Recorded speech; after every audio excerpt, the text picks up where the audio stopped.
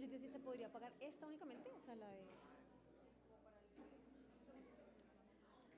Hola chicos, ¿cómo van? ¿Cómo van? ¿Muy dura la madrugada? Sí. Bueno, muchas gracias primero que todo por estar acá hoy sábado a las 9:20 de la mañana. Como todos saben, pues en muchas de las clases que ya hemos visto hemos tratado temas desde el derecho y desde la jurisprudencia de qué pasa con las noticias falsas, qué nos pasa a nosotros como periodistas, la rectificación, cómo se debe hacer esta rectificación que también es en equidad.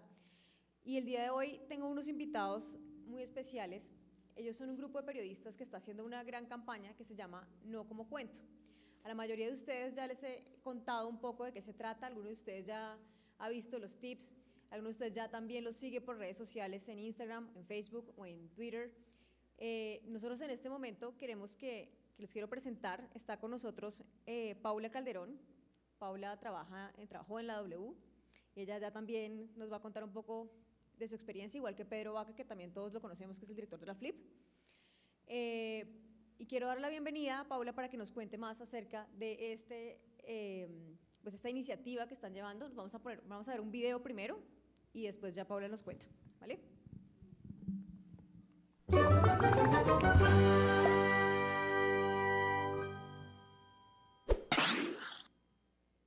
Muchos hemos sido eventualmente víctimas de la desinformación. Hay numerosos ejemplos de personalidades de la vida pública que han caído en la trampa de las falsas noticias. Por ejemplo, el expresidente de Ecuador, Rafael Correa, acusó a la oposición de su país de crear un montaje después de haber caído en una de las falsas noticias del portal colombiano Actualidad Panamericana.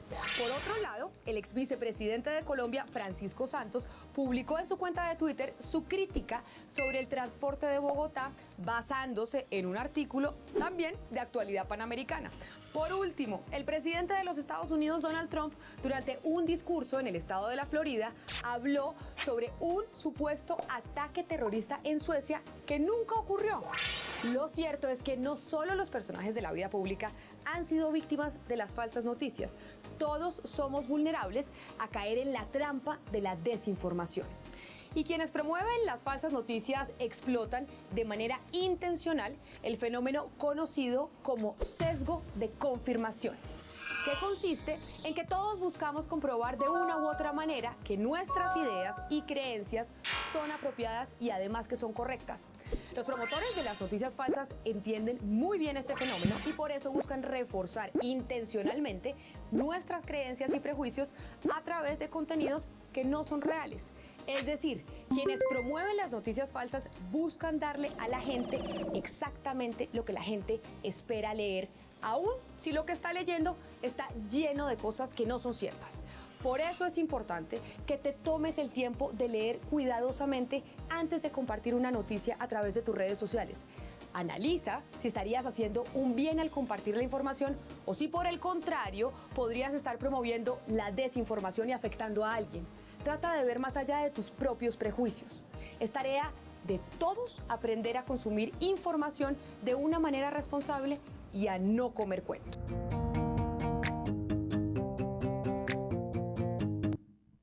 Hola, buenos días. Yo soy Paula Calderón. Soy líder de No Como Cuento. Antes de empezar a hablarles sobre la campaña, quiero hacer un ejercicio con ustedes para ver si ustedes también caen en las noticias falsas. Entonces, quiero que participemos todos.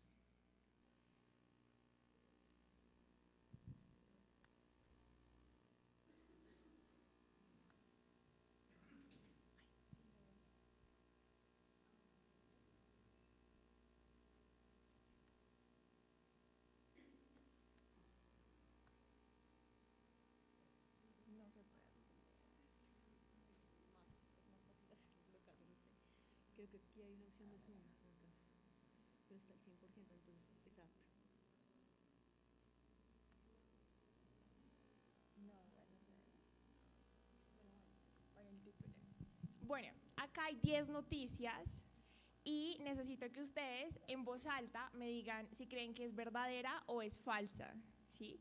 Entonces, la primera dice: mamá, ayúdame. Haya un billete con un mensaje de una joven argentina desaparecida hace 3 años. ¿Ustedes qué creen? es falsa. La siguiente. Huracán Irma saca de su hábitat tiburones y los arroja a la ciudad de Florida. Bien. La siguiente. Última hora, hijo de Santos, Esteban Santos, es denunciado por violencia doméstica, casi mata a su novia.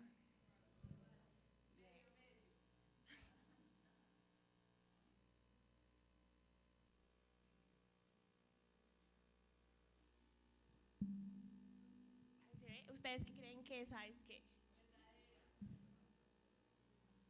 ¿Verdadera o falsa?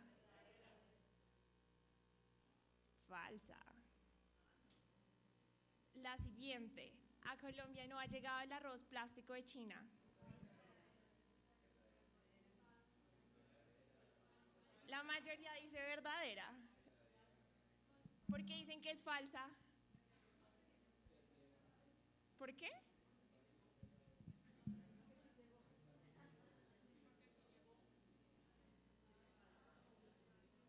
Es falsa. Le roban la camioneta al general de la policía en prostíbulo gay. ¿Verdadera o falsa?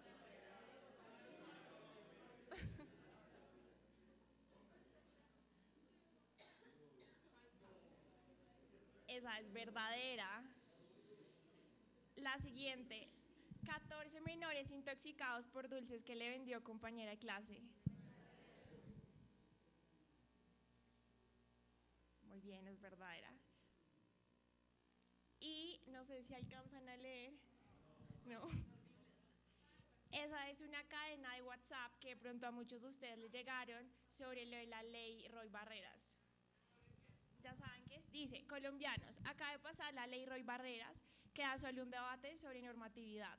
Todos los pensionados de Colombia deben aportar el 7% de su pensión a la paz para el sostenimiento de las bases guerrilleras en el primer año.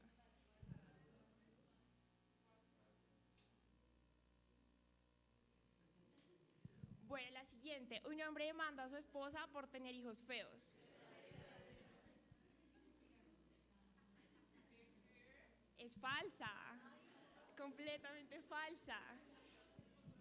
La siguiente, revelan cartilla oficial de ideología de género que ministra Parodi buscaría ocultar acusando a la Procuraduría. ¿Falsa o verdadera? Bueno, la mayoría dice falsa. Ay. Es falsa. Bueno, los resultados fueron 7 sobre 10. Es decir, ustedes también se equivocaron. Y no solamente era el contenido, lo que acá les queríamos mostrar, sino es también cómo se observa en, por ejemplo, el portal web. La mayoría de noticias falsas lo que busca también es que pues, ustedes se la crean. Entonces, no solamente es que el portal, por ejemplo, como viola el tiburón, sea como chisme.com, una cosa así, sino que también hay unos que lo hacen completamente súper parecidos, mejor dicho, a un portal serio. Entonces, ahora sí les voy a contar de qué se trata No Como Cuento. No Como Cuento inicia por es como una iniciativa de unos periodistas, entre ellos Pedro Vaca, Camila Zuluaga, entre otros, que empezaron a darse cuenta de la importancia o de como el perjuicio de las consecuencias que estaba teniendo las noticias falsas, ¿sí? Es decir, por ejemplo, no sé si ustedes se dieron cuenta el año pasado con el plebiscito, cuando empezó la campaña del sí y del no, que mucha información que se estaba dando de esto era confusa. No sé si ustedes se leyeron, por ejemplo, el acuerdo de paz. La mayoría de personas no se lo leyó y terminaron votando por el sí o por el no, de acuerdo a lo que veían en las redes sociales, lo que escuchaban por ahí. Entonces, por ejemplo, la gente de la campaña del no, mucha de ella decía, ¿por qué vamos a votar por el acuerdo de paz o por el sí si realmente a los guerrilleros no les van a dar sanciones, van a quedar completamente impunes, no, se les va a pagar, no sé, 1.800.000 mensuales? Y esa información realmente era falsa. Lo que pasa es que eso obviamente contribuye a generar como unos beneficios políticos, económicos, y eso es lo que queremos contrarrestar con esta campaña No Como Cuento. Queremos darles herramientas para que ustedes sepan identificar cuándo una noticia es verdadera, cuándo es falsa. Y realmente una vez ustedes tengan la certeza de que la información es verdadera, ahí sí compartan. O sea, esto no es solamente para fines políticos, también, por ejemplo, si se dieron cuenta la noticia del hijo del presidente, él tuvo una afectación personal. Y muchas personas tienen en su mente que él sí golpeó pues a una mujer.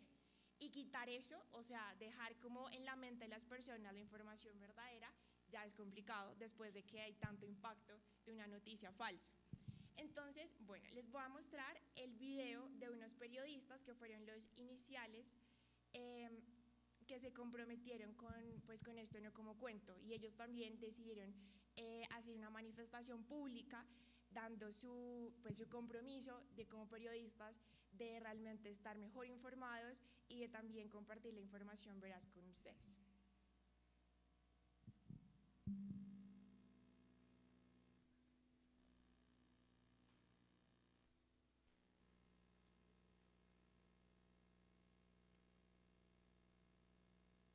Esta declaración la hacemos un grupo de periodistas colombianos que compartimos preocupaciones frente al impacto negativo de los contenidos falsos difundidos en Internet como noticias. Queremos contribuir a que la democracia encuentre en las nuevas tecnologías un aliado, no una obstrucción, para una deliberación pública libre, plural y robusta.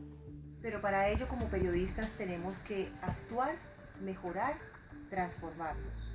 Pero para eso también necesitamos la ayuda de ustedes, las audiencias.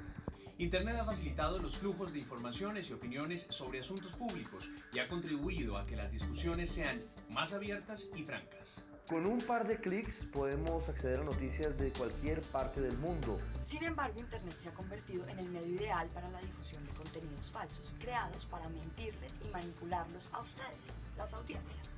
La manipulación de la información es tan antigua como la humanidad, pero esto es diferente. Estamos viendo un nuevo auge en la difusión masiva de contenidos presentados como periodismo, pero que no lo son. Estos contenidos están cambiando el curso de elecciones democráticas, están generando pánico entre la población frente a catástrofes o atentados inexistentes, están creando crisis diplomáticas y en general están construyendo un clima en donde ustedes, nuestras audiencias, están perdiendo la confianza en nosotros, los periodistas. Sabemos que, en parte, los periodistas pueden ser responsables. Esto porque en ocasiones han fallado a su deber de verificación de la información que les llega, o también pueden ser instrumentalizados por aquellos que crean contenidos falsos. En otros casos, se ha aprovechado la desconfianza del público en los medios de comunicación para acusar de noticias falsas a cualquier contenido periodístico que los afecte. Aquí es importante distinguir entre los contenidos falsos y las equivocaciones en las que podemos incurrir en la labor periodística. En el primer caso hay una intención tóxica de engañar. En el segundo se debe tener conciencia de que el periodismo no es una labor infalible, que se pueden cometer errores de buena fe y que se tiene la obligación de enmendarlos. Por estas razones es más importante que nunca reafirmar nuestro compromiso con ustedes y con la verdad. Por eso nos comprometemos a: primero, no contribuir a la difusión de contenidos falsos. 2. Acentuar nuestro rol de verificadores de la información. Conscientes de nuestras limitaciones, nos comprometemos a que si por error transmitimos contenidos que falten a la verdad, procederemos a rectificarlo tan pronto como lo advirtamos. El futuro de nuestra democracia depende en parte de la garantía de que ustedes, las audiencias, reciban información libre y veraz.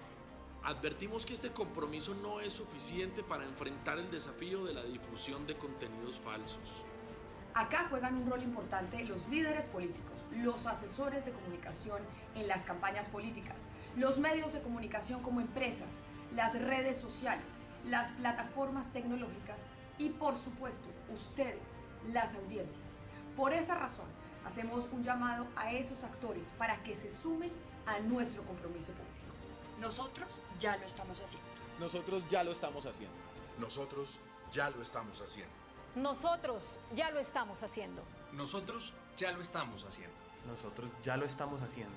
Nosotros ya lo estamos haciendo. Nosotros ya lo estamos haciendo. Nosotros ya lo estamos haciendo.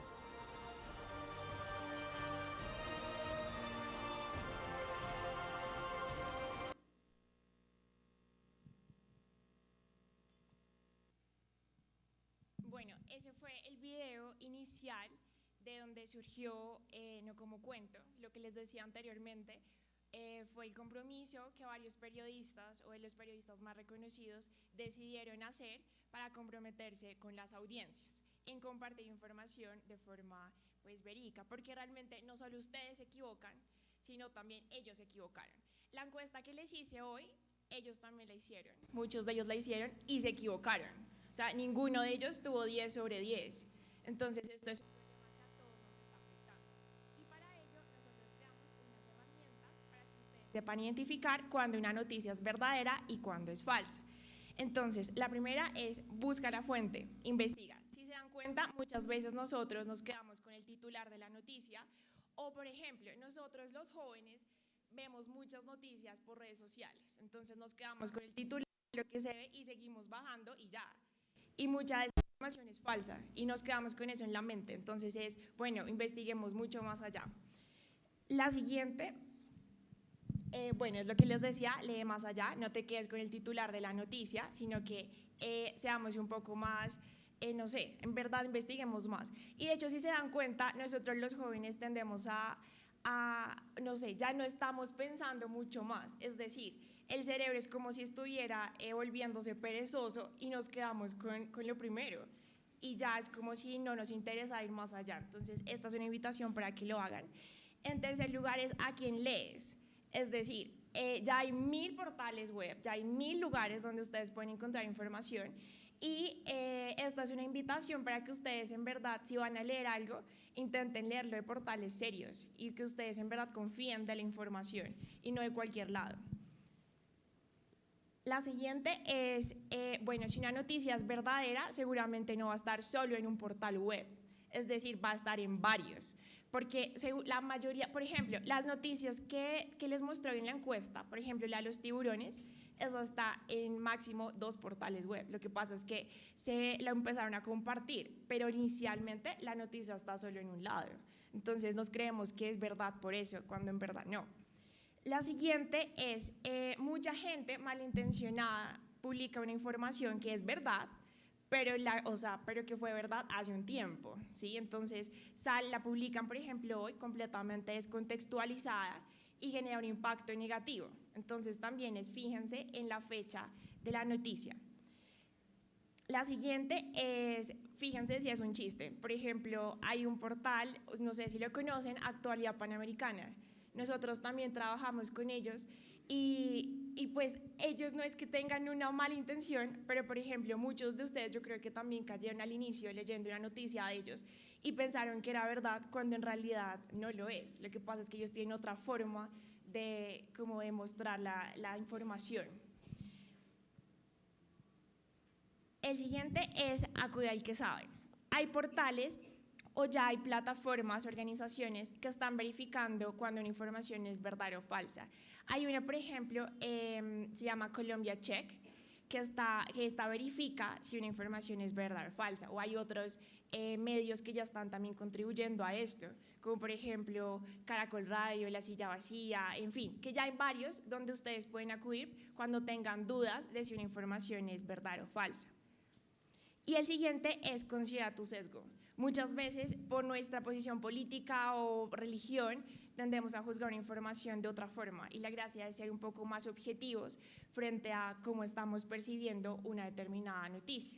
Entonces, estas son las 8 herramientas que No Como Cuento les comparte hoy para que ustedes, no sé, en verdad, no se queden solamente con el titular de una noticia, investiguen más allá y realmente compartan una información cuando ustedes estén completamente seguros de que es de verdad. Y bueno, ahora los dejo con Pedro, pero antes les voy a mostrar el último video.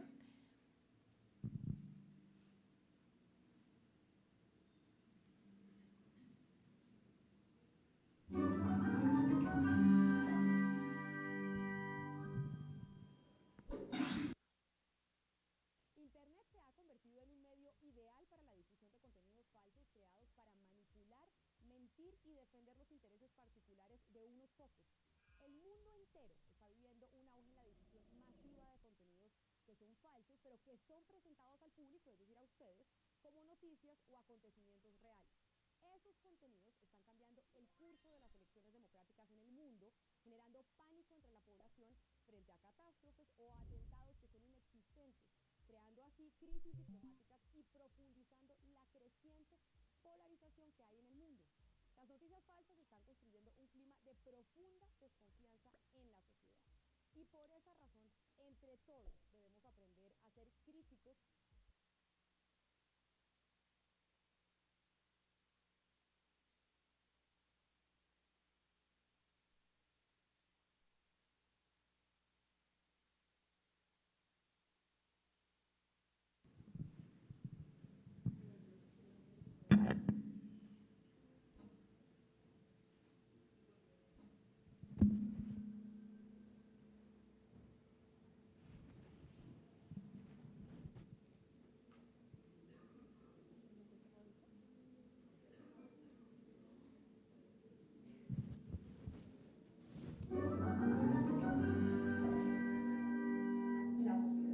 Y por esa razón, entre todos debemos aprender a ser críticos.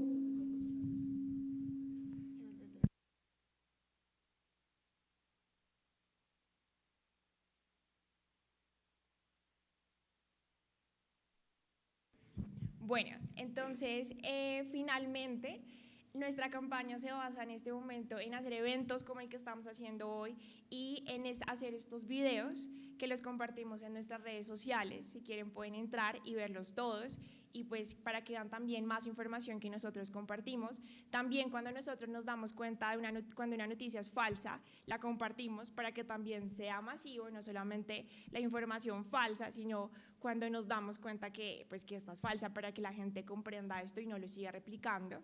Y ahora los voy a dejar entonces con Pedro Vaca, que él es el director de la Fundación para la Libertad de Prensa.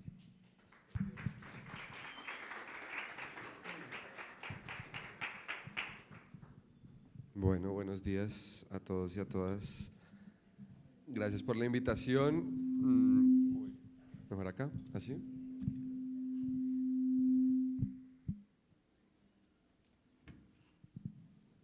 Bueno, entonces, no como cuento. Yo quisiera antes de como arrancar con unos comentarios que tendría sobre pues, la importancia de la información para una democracia, ¿sí? Pues contarles un poco sobre de dónde salió todo esto. Eso fue, pónganle, yo diría casi un año, eso fue como en octubre, noviembre del año pasado, mediados de noviembre para ser exactos. Nos encontramos con Camila Zuluaga, que ella además está ahorita estudiando en Nueva York, una maestría, y a ella le tocó vivir, digamos, todo el proceso previo y posterior a las elecciones de Trump. Y pues al principio era como, hay que hacer algo, ¿sí? Digamos, eso ya había pasado el plebiscito y yo la verdad creo que el impacto de las noticias falsas en cualquier decisión democrática, pues un poco lo que hace es desviar la atención de los ciudadanos de su propio criterio. Es decir, ni siquiera en elecciones, uno puede hablar del metro de Bogotá, uno puede hablar, es decir, casi que cualquier asunto público es susceptible de tener insumos o contenidos que son malintencionados. Y ahí, pues después de esa conversación, un poco Camila tenía esta idea de hacer una campaña grande, como de contribuir a que los efectos de esto que está sucediendo no fueran tan negativos como han venido siendo en otros lados. Y bueno, pues ahí tuvimos muchas conversaciones. Al principio había un tema como de adoctrinamiento, ¿no? Sí, como que yo era bastante enemigo de que la campaña le dijera a la gente lo que tenía que hacer, porque al final también soy un defensor de la libertad y creo que creer en mentiras también es una opción. Una opción a lo mejor indecorosa, una opción que a lo mejor puede ser reprochada, pero puede haber gente que quiera creer en mentiras toda la vida y creo que eso como opción también existe. Lo que sí creo es que hay por lo menos 3 argumentos para hacer cosas con respecto a este fenómeno, ¿sí? El primero es que la libertad de expresión se basa en un concepto de autorrealización individual, ¿no? O sea, si nosotros no tenemos acceso a todo tipo de contenidos, de formas de ver el mundo, difícilmente vamos a poder ubicarnos en él y desarrollarnos como seres humanos tal cual se nos dé la gana, ¿sí? Entonces, imaginémonos, hace una semana Totó la Momposina dijo que el reggaetón era para, ¿qué fue lo que dijo? Para algo con las mentes, algo como, eso es parte, digamos, del terreno de la opinión, ¿sí? Pero pues habrá quien quiere construir su vida a partir de la cultura del reggaetón y eso es completamente válido. Difícilmente podríamos separarnos de la idea de Totó Momposina y decir que entonces vamos a empezar a regular o a censurar lo que escuchamos o los contenidos que nos planteamos. El segundo argumento importante es que la información es clave para las discusiones democráticas, ¿sí? O sea, y la gente lo suele ver atado a elecciones, pero el ámbito de lo público va mucho más allá de las elecciones, ¿sí? Entonces, si tenemos contenidos falsos en el marco, por ejemplo, del derecho de acceso a la educación, ¿sí?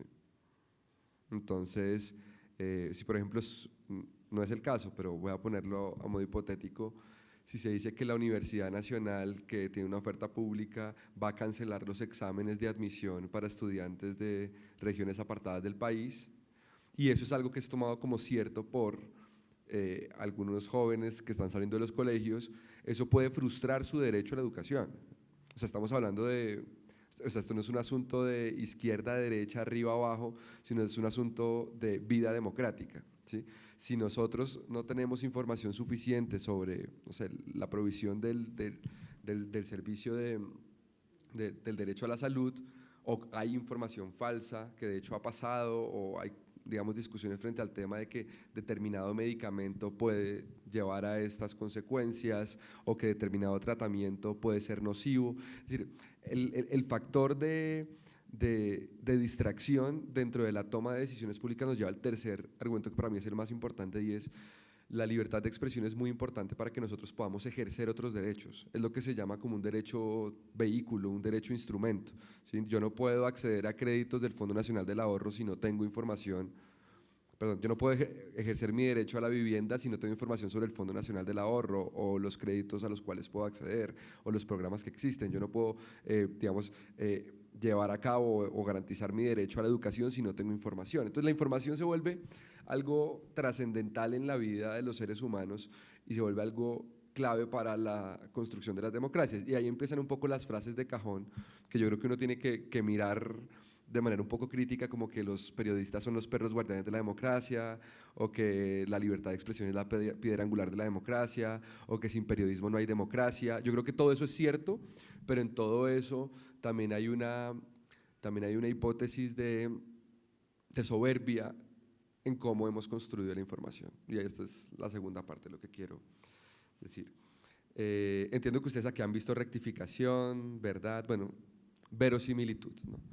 Es decir, llegar al concepto de verdad es muy difícil, es prácticamente imposible, no existe un sistema jurídico democrático que pueda decirle a uno, vea, la verdad se construye a partir de tal fórmula, eso es como la alquimia, digamos. Lo que hay son criterios para entender la verdad y sobre todo hay una vocación de que los seres humanos, los ciudadanos, tenemos que ser lo suficientemente libres para encontrar la verdad desde nuestras propias creencias.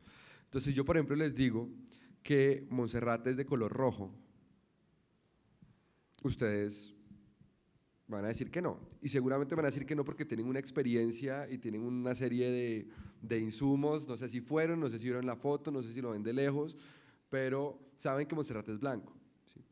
Y eso es algo que permite distinguir lo que es abiertamente falso de lo que es cierto, y esto puede parecer un poco tramposo, pero si bien no podemos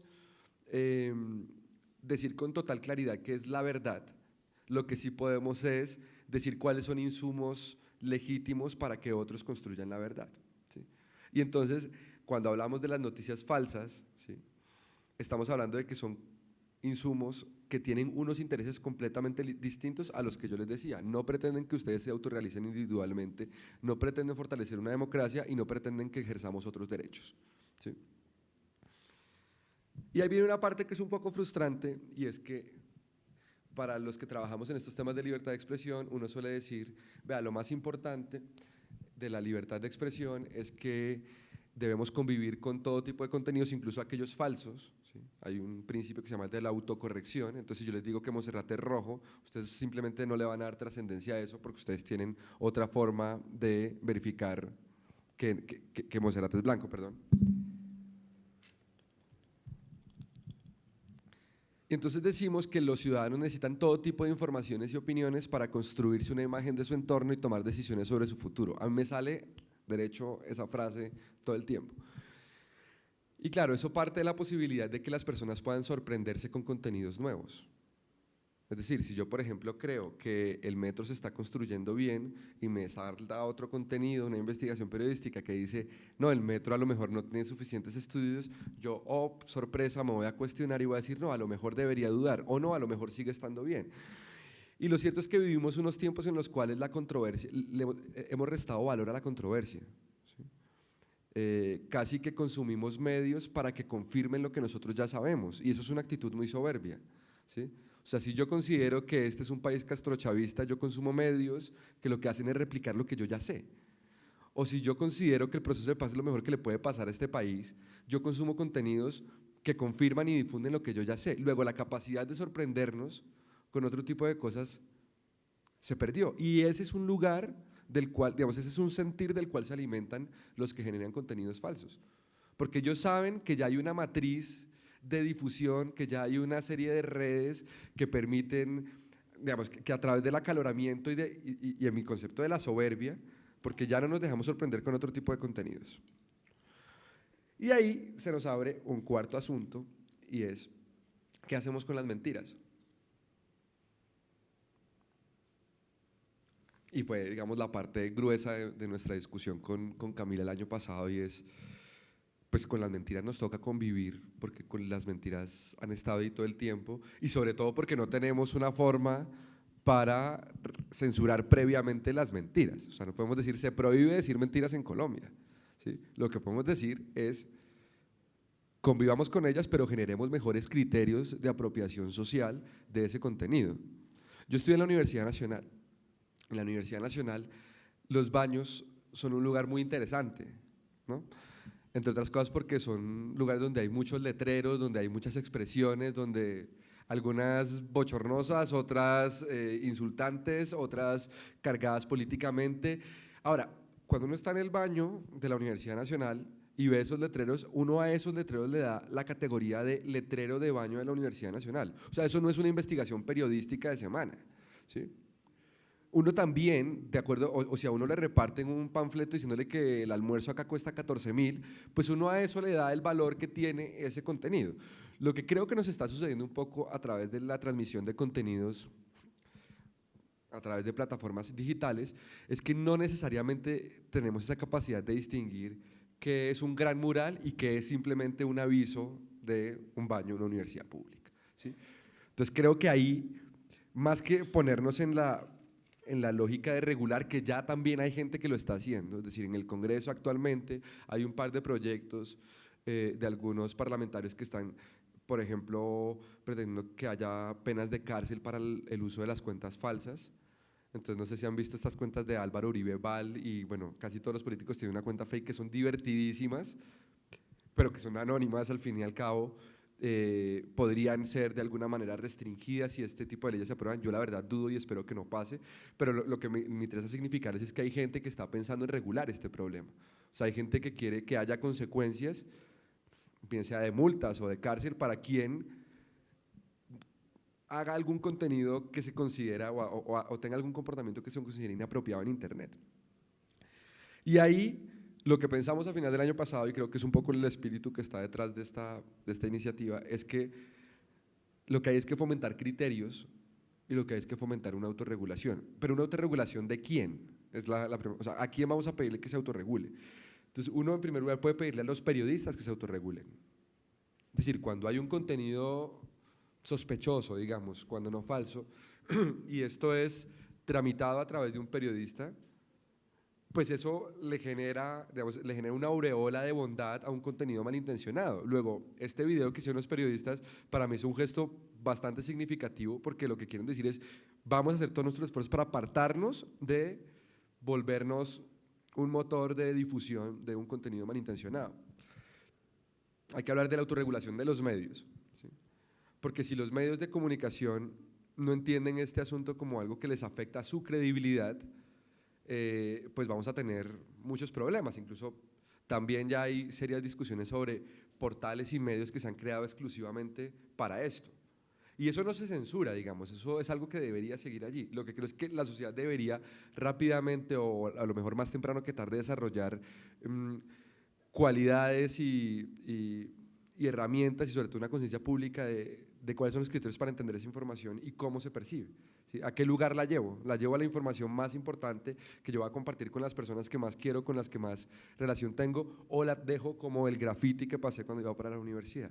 Porque es que no podemos censurar, es decir, no podemos derivar esto en un control de contenidos donde más o menos decimos, ustedes son los mentirosos de la sociedad y ustedes son los que hablan bien de la sociedad, luego entonces los mentirositos a un lado, tampoco. Lo que toca es saber cómo identificar algunos contenidos, y ahí es donde estos tips son muy importantes, ¿sí?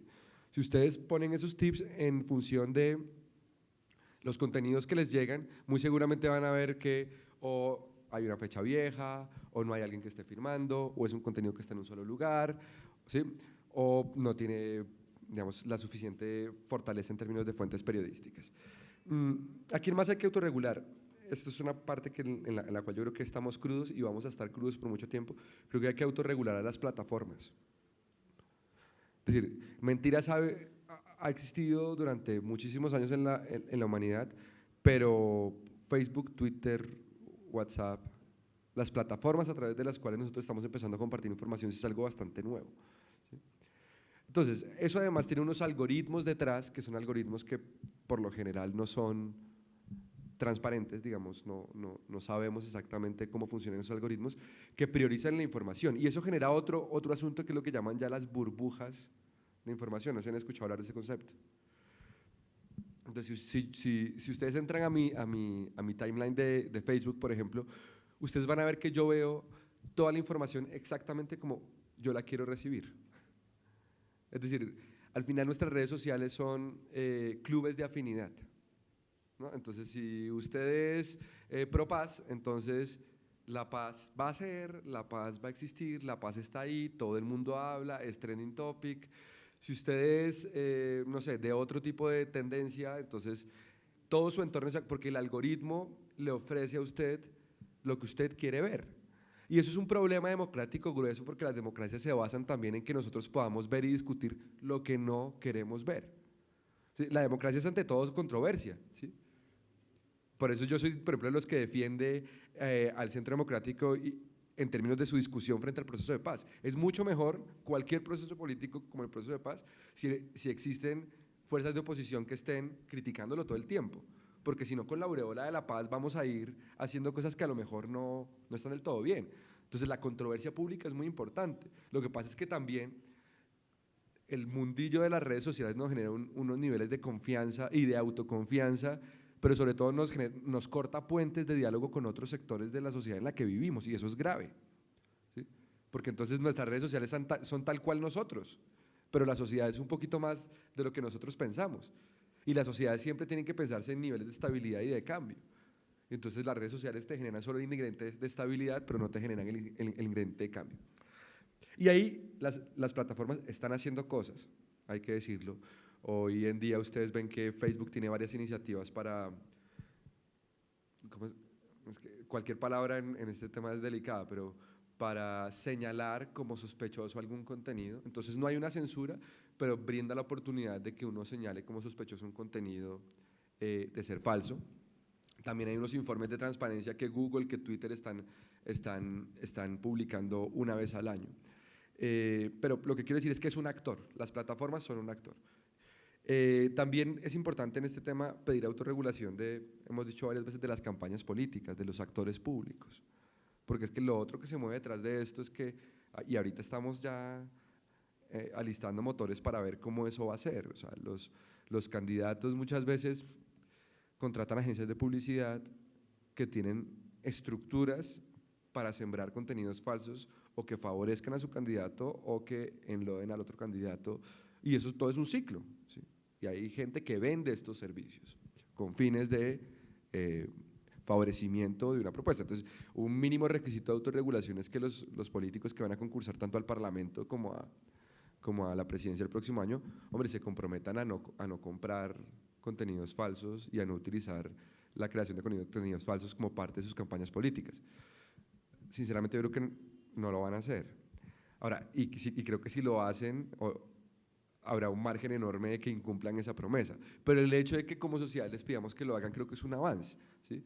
Porque una cosa es uno incumplir, uno decir, bueno, yo nunca me comprometí a comprar contenidos falsos, y otra cosa es decir, bueno, yo me comprometí y la embarré, ¿sí? O falté a ese compromiso. Y por último, también hay que pensar, y ese es el core, digamos, el punto central de No Como Cuento, un tema de autorregulación de las audiencias, ¿sí? Entonces, nosotros vivimos en un país que suele ver el partido de fútbol, pero no la tribuna. Y en la tribuna pasan muchas cosas, ¿sí?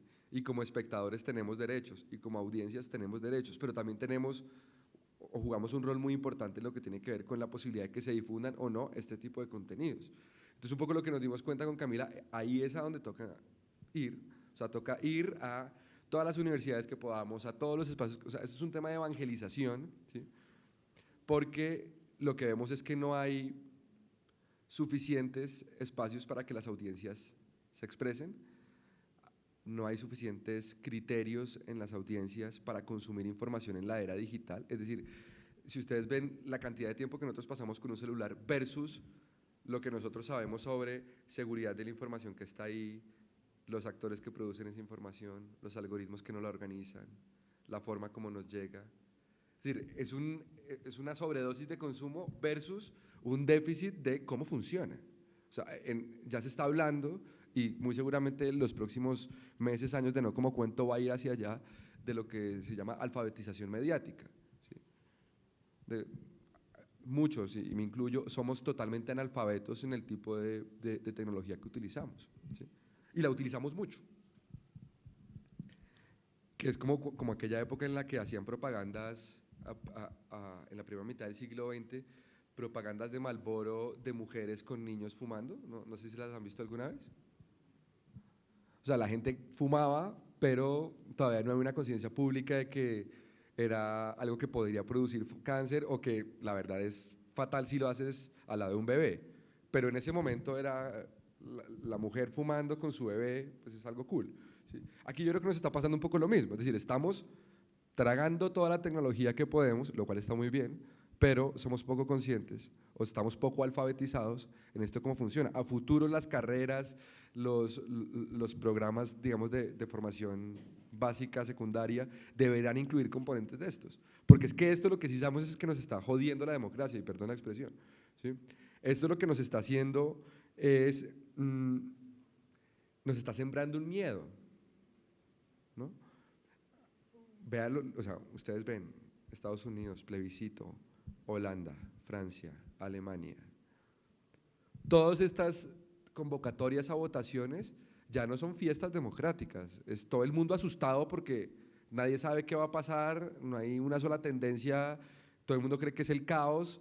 Hemos perdido un poco el valor público positivo de la participación pública, ¿sí? Entonces todo el mundo todo el mundo tiene preconcebida una idea, pues, de que todo está comprado, todo está manipulado, entonces no tiene sentido que yo participe, ¿sí? Es decir, hay una sensación de no futuro, y eso es muy complicado para una sociedad. Entonces nosotros decidimos priorizar dos actores de estos que les dije de autorregular, uno periodistas y dos audiencias, pero además periodistas desde otra óptica y es generacional, y audiencias desde otra óptica y es generacional. Es decir, cuando hacemos estas charlas, hay veces viene Actualidad Panamericana, y ellos tienen una parte de presentación en la que hablan de las tías, ¿no? Las tías en general, ¿no? Como a uno le llega la cadena de WhatsApp de la tía, y pues la tía está plenamente convencida de lo que está ahí, y uno básicamente no puede creer lo que está compartiendo la tía. Yo creo que aquí hay un componente generacional importante, es decir, yo creo que la posibilidad de que quienes son mayores a nosotros entiendan la dimensión de lo que está sucediendo es mínima, pero la oportunidad y sobre todo un poco el desafío de nuestras generaciones es poder empezar a convivir con esto sin que se nos convierta en una pesadilla todo el tiempo y empezar un poco a tener unas ciudadanías digitales un poco más reforzadas, ¿sí? Un poco más conscientes, más críticas, más escépticas incluso de todos los contenidos. Y quiero cerrar con esto, y es como nos toca vencer el miedo, ¿sí? Y nos toca generar una ciudadanía con mayores insumos para poder autorrealizarse, para participar democráticamente y para poder exigir sus derechos, ¿sí? Ustedes hace un par de días, y hay una discusión enorme sobre unos asesinatos en Tumaco. Ustedes pueden imaginar, bueno, estoy seguro que lo pueden imaginar, hace 20 años eso igual pasaba en lugares igual de alejados. Y entonces, hoy, ¿por qué el presidente tiene que salir al día siguiente a decir algo? Nos guste o no, pero tiene que salir a decir algo, ¿sí? Básicamente porque lo que no podemos negar es que sí hay una ciudadanía que está allí. Es decir, por muchos años, la libertad de expresión, que solemos decir los que trabajamos estos temas, que es un derecho de doble vía, que implica el derecho de emitir cualquier tipo de discurso, pero también el derecho a recibir cualquier tipo de contenido. Y la verdad nos hemos centrado cualquier cantidad de años en quienes emiten los mensajes. Ustedes van a ver los índices de libertad de prensa, los índices de libertad de expresión, y es cuántos periodistas amenazaron, a quién les restringieron, cuánto acoso judicial hubo, cuántas restricciones de acceso a la información, todo muy en la lógica de la fortaleza y también las debilidades o las censuras que se ejercen sobre el que se expresa, pero muy pocas cosas hay en Colombia con respecto a quienes recibimos la información. De hecho, antes había más. Hoy en día ustedes tienen, de hecho lo deben estar pasando a esta hora, el defensor del televidente, que es algo muy importante en democracias evolucionadas. El ombudsman de la prensa, antes existía el defensor del lector en todos los medios impresos, eso desapareció, eso ahora se vuelve Reacción al Desnudo o Cartas del Lector. Es decir, lo que piensan las audiencias es muy importante en todo esto, ¿sí? Entonces, perdón. Sí es importante que las redes sociales nos han brindado a nosotros, Internet nos ha brindado la posibilidad de, como audiencias, expresarnos, ¿sí? Y eso creo que tiene un valor de contrapoder enorme, y vuelvo al ejemplo de Tumaco. Tumaco no estaría teniendo en este momento la discusión pública que tiene si no estuviera Internet de por medio, ¿sí? Ahora, esa capacidad ciudadana del uso de Internet, de transmisión de contenidos, también puede derivar en confirmar los intereses malintencionados de otros actores. Entonces solemos hablar de política, pero hablemos de economía, ¿sí? Cuando ustedes dicen que determinada marca de arroz es plástico, no me crean que eso no tiene una intención, digamos, de afectar las condiciones de competencia de los que venden arroz en Colombia, o quien crea lo contrario, por favor que me diga por qué no, ¿sí? O si ustedes dicen, no, esta cadena de supermercados tal cosa. Es decir, aquí hay, y podemos terminar siendo parte nosotros de ejercicios democráticos, perdón, de difusión de contenidos que van en contra de derechos democráticos, ¿sí? O sea, cuando yo estoy transmitiendo un contenido que yo sé que es falso, pero que me llena el ego de lo que yo pienso así fantásticamente, ¿sí? Pero sé que es falso, porque mucha gente también comparte contenidos a conciencia plena de que es falso, ¿sí? Y ahí ya estamos hablando de que le perdimos total valor a la verdad, ¿sí? Entonces, como generación, y esto para mí tiene que ser muy claro, como generación nos toca vencer el miedo y recuperar el valor de la verdad, con base, yo no sé en qué. Nosotros proponemos esto, pero proponemos unos tips muy corticos para por lo menos identificar y pensarlo 2 veces antes de replicar la transmisión de un contenido que puede ser sospechoso. Ahora, desde mi óptica, debemos convivir con la mentira y debemos ser mejores y más fuertes ante la mentira. Eso es lo que yo tendría para compartirles hoy.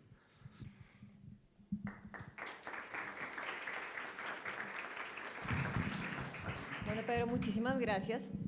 Yo quiero saber si…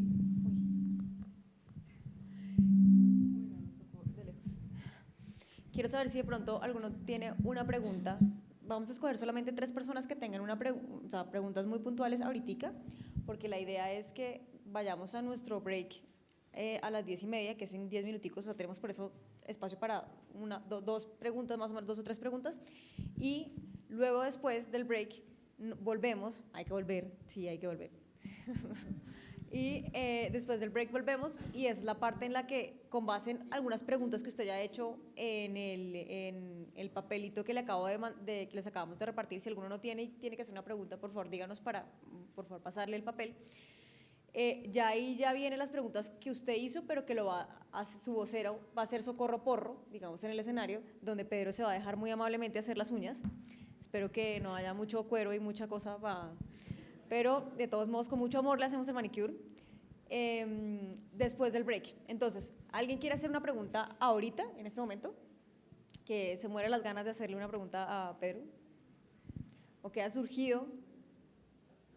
Por favor, no tantos, me encantan tan participativos. Todo lo tienen clarísimo. ¿Sí? ¿Verdad? Botero, que está que se habla ya, yo lo veo siempre. ¿No? Sí, Echeverría acaba de bajar la cabeza porque él también sabe que... ¿Alguna pregunta? ¿Sí? ¿Después del break? Para que se inspiren. Si quieren, la dejamos para después, ¿verdad? Listo. Entonces, es que mi reloj está adelantado. Quiero alguien que me diga 10:15. A las, ¿qué? No, tomémonos 20 minutos del break, o sea, más o menos por tarde, que estemos faltando un cuarto para las 11 acá. ¿Listo? Por favor, seamos puntuales para empezar, ¿vale? Nos vemos entonces faltando un cuarto. Y les vamos a hacer unas entrevistas, pero yo ya los tengo. Entrevista 1. Entrevista 2, entrevista 3. ¿Cuántos necesitas?